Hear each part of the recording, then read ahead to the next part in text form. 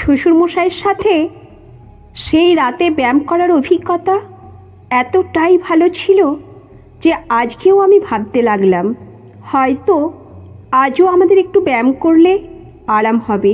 আমি আবারও শ্বশুরমশাইয়ের ঘরের দিকে পা বাড়ালাম। হ্যালো বন্ধুরা, আজ আমি এক শীতের রাতে আমার জীবনের এক অন্যরকম অভিজ্ঞতার কথা শেয়ার করছি। আমি তখন আমার শ্বশুরবাড়িতে থাকতাম। বাড়িতে ছিলাম আমি আর আমার শ্বশুরমশাই। আমার স্বামী রমেশ কাজের জন্য বাইরে থাকেন। বছরে 1 বা 2 বার বাড়িতে আসেন। আমার শাশুড়ি গত 2 বছর আগে মারা গেছেন, তাই বাড়ির সমস্ত কাজ এখন আমার ওপর। সেই রাতে ঠান্ডা ছিল অসহ্য। ঘরের কাজ শেষে রাত 9টার দিকে আমি শুয়ে পড়লাম, কিন্তু যত রাত বাড়তে লাগলো তত শীতও যেন আরও বেড়ে গেল। আমি কম্বলে নিজেকে মুড়িয়ে শুয়ে থাকলেও কোনোভাবেই আরাম পাচ্ছিলাম না। শীতে হাত পা জমে আসছিল আর ঘুমও হচ্ছিল না। তখন আমার বান্ধবী রিনার কথা মনে পড়ে গেল।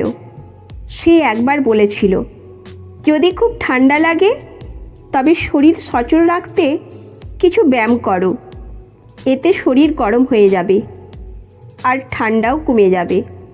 আমি ভাবলাম ঠিকই তো, ব্যায়াম করলে শরীর গরম থাকবে, কিন্তু একা একা ব্যায়াম করলে খুব একটা কাজ হবে না। তখন ভাবলাম শ্বশুরমশাইকে ডাকি। তিনি বরাবরই স্বাস্থ্য নিয়ে সচেতন এবং মাঝে মাঝে আমার সাথেও কিছু হালকা ব্যায়াম করেন। আমি শ্বশুরমশাই ঘরের দিকে গেলাম। দরজায় নক করে বললাম, বাবা, আপনারও কি শীতে ঘুম আসছে না? আমি ভাবছিলাম দুজনে মিলে যদি একটু ব্যায়াম করি তাহলে শরীর গরম হয়ে যাবে, এতে হয়তো ঘুমও ভালো হবে। শ্বশুরমশাই আমার কথা শুনে বললেন, ঠিক বলেছ মা, চলো ব্যায়াম করি, এতে শরীরে রক্ত চলাচল ভালো হয় এবং শীতও কম অনুভূত হয়। আমরা দুজনেই ঘরের মধ্যে হালকা কিছু প্রসারিত ব্যায়াম শুরু করলাম। শ্বশুরমশাই কিছু যোগাসন শিখিয়েছিলেন আমাকে, সেগুলো করলাম। তিনি বললেন, এইভাবে ধীরে ধীরে শ্বাস নাও, শরীর একটু নরম হবে, আর এই আসনটা করলে কোমরের ব্যথাও কমবে। আমি তার কথা শুনে ব্যায়ামগুলো করতে লাগলাম। কয়েক মিনিটের মধ্যে শরীরের রক্ত সঞ্চালন বাড়তে লাগলো আর শরীরও গরম হতে শুরু করলো। শ্বশুরমশাইয়ের সাথে হালকা হালকা কিছু যোগব্যায়াম করে আমাদের শরীরের শীত কাটিয়ে উঠতে শুরু করলো। আমরা দুজনেই ধীরে ধীরে ব্যায়ামের শেষে এসে আরাম করে শুয়ে পড়লাম। এবার আর ঠান্ডা লাগছিল না, বরং শরীর গরম এবং সতেজ অনুভূত হচ্ছিল। ব্যায়ামের পর আমাদের শরীর ও মন দুটোই বেশ আরাম পেল আর দ্রুতই ঘুমও এসে গেল। সকালবেলা ঘুম ভাঙার পর আমি দেখলাম রাতে ভালো ঘুম হওয়ায় শরীর বেশ ফুরফুরে লাগছে। শ্বশুরমশাইও বেশ খুশি মনে উঠলেন এবং বললেন, দেখলে মা, ব্যায়াম করা কত উপকার, ঠান্ডাও চলে গেল আর আমাদের রাতটাও ভালো কাটলো। এরপর থেকে প্রতি শীতের রাতে যদি খুব বেশি ঠান্ডা লাগতো আমরা দুজনেই হালকা ব্যায়াম করতাম। এতে শুধু শীতেই কমে যেত না, আমাদের শরীরও সুস্থ থাকতো। এইভাবেই আমাদের দিনগুলো চলতে থাকে আর আমরা দুজনেই সেই বিশেষ রাতের কথা মনে রেখে হাসি বিনিময় করি। পরের রাতেও ঠান্ডা তীব্র হতে শুরু করলো। আমি শুয়েছিলাম, কিন্তু আগের রাতের মতোই ঠান্ডার কারণে কিছুতেই আরাম পাচ্ছিলাম না। শ্বশুরমশাইয়ের সাথে সেই রাতে ব্যায়াম করার অভিজ্ঞতা এতটাই ভালো ছিল যে আজকেও আমি ভাবতে লাগলাম হয়তো আজও আমাদের একটু ব্যায়াম করলে আরাম হবে।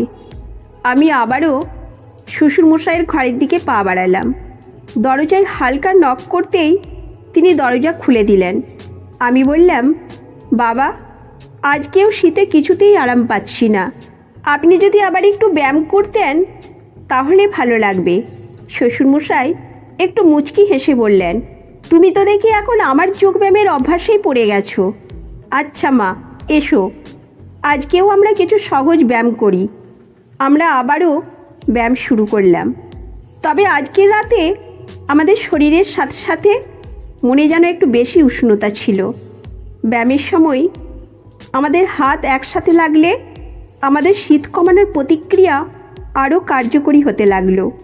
শ্বশুরমশাইয়ের চোখে একটা মমতাময়ী দৃষ্টিও আমি লক্ষ্য করলাম, যেন তিনি শুধু একজন অভিভাবক নন, একজন সঙ্গীও বটে, যে আমার ভালোবাসা এবং যত্ন চায়। ব্যায়ামের শেষে শ্বশুরমশাই বললেন, আজকে একটু বেশি ভালো লাগছে না মা? আমি লাজুকভাবে হেসে বললাম, হ্যাঁ বাবা, আপনার সাথে ব্যায়াম করে আমার শীতও কমে যায় আর মনও ভালো থাকে। আমাদের কথোপকথনের মধ্যে এক ধরনের নীরব বোঝাপড়া তৈরি হচ্ছিল। আমরা দুজনেই বুঝতে পারছিলাম যে এই সম্পর্কটা এখন শুধুমাত্র দায়িত্বের নয়, বরং পারস্পরিক সহযোগিতা ও সম্মানের ভিত্তিতে গড়ে উঠেছে। তৃতীয় রাতেও যখন ঠান্ডা বাড়ল, তখন আমি শ্বশুরমশাইয়ের ঘরে গিয়ে বললাম, আজকে আমরা নতুন কিছু ব্যায়াম ট্রাই করব। তিনি হাসি দিয়ে বললেন, নিশ্চয়ই, আজকে একটু ভিন্ন কিছু করব। তবে তোমার জন্য বিশেষ এক আসন আছে। আমরা সেই রাতে একসাথে আরও গভীরভাবে যোগব্যায়াম করতে শুরু করলাম। ব্যায়ামের সময় আমাদের একে অপরকে সাহায্য করে শীত কাটিয়ে ওঠা এবং সহযোগিতার অনুভূতি আরও বাড়ল। সেই মুহূর্তে শ্বশুরমশাই হাসি দিয়ে বললেন, দেখো মা, আমরা একসাথে এই সমস্যার মোকাবিলা করে আরও শক্তিশালী হয়ে উঠছি। 3 রাতের এই অভিজ্ঞতার পর আমরা দুজনেই অনুভব করলাম যে আমাদের সম্পর্কের মধ্যে এক নতুন শক্তি এবং গভীরতা এসেছে। শীতের তীব্রতা আমাদের দুর্বল করতে পারেনি, বরং আমাদের একে অপরের সাথে সহযোগিতা এবং একত্রে সময় কাটানোর মাধ্যমে আরও দৃঢ় এবং সংহত করছে।